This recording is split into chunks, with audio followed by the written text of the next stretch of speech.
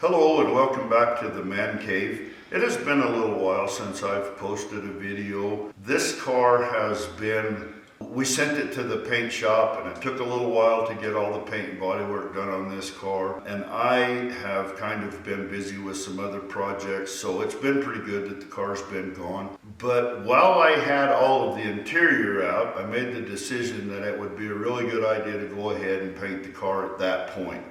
So I got the car back here and started to install the interior. Decided that I would get some of the interior installed so that we could get kind of an idea of what the car was going to look like.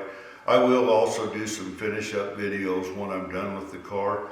With the dash and the heating unit out of this car, I was able to install some sound deadening material up behind all the dash components on the firewall. So it should quiet this car down quite a bit. I've also got sound deadening material on all the floors, and I'm going to put it in the entire trunk area. This stuff is pretty simple to use.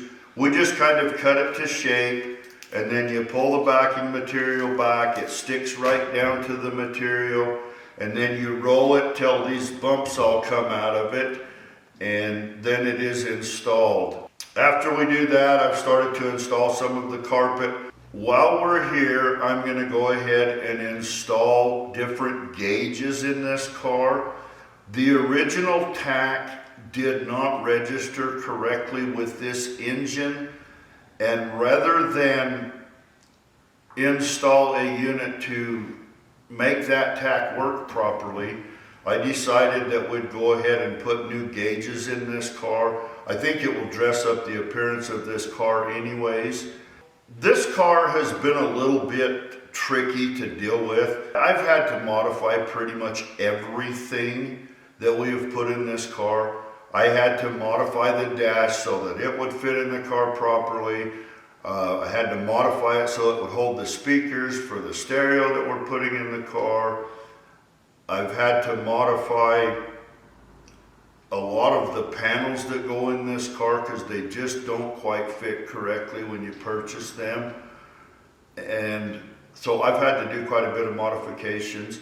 The biggest modification that I've had to do is to the door panels, and I'm going to show you what I've had to do to those to make them fit in this car. These door panels for this car, they decided that what they would do is they would install these door panels so that they attached to the door with Velcro. That was a General Motors decision. If everything doesn't line up perfectly, they just don't attach very well. The contour of this door panel is steeper than the contour of the door. What I'm going to do is I'm going to take my heat gun and I'm going to heat up this plastic a little bit, and then I'm going to push down on this panel right in this section right here and change the contour so that it will match the contour of the door.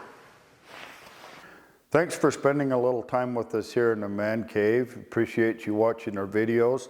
Please hit the like or subscribe buttons and also leave comments. I will try and respond to your comments, and leave me ideas for videos and I will try and make them happen.